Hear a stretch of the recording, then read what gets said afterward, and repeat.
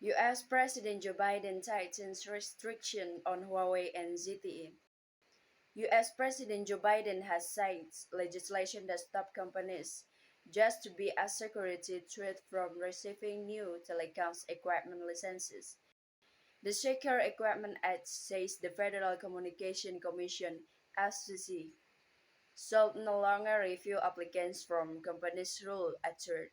It means equipment from Huawei, ZTE, and three other Chinese companies cannot be used in U.S. telecoms network.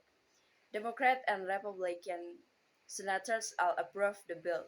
It was voted in unanimously by the Senate on 28 October after passing through the House of Representatives with 420 votes in favor and only 4 against it.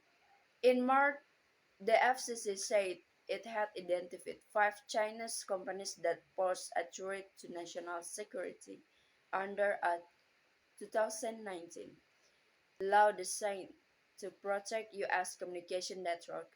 It named Huawei and ZTE, as well as Haier Communication Corp., Hangzhou Hikvision Digital Technology Co., and Zhejiang Duhua Technology Co.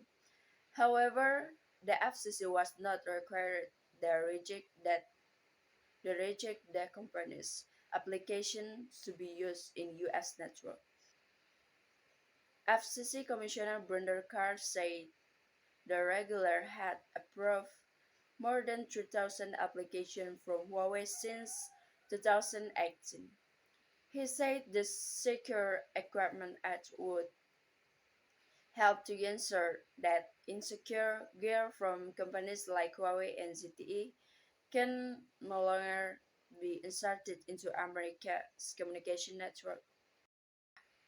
China has been critical of the crackdown.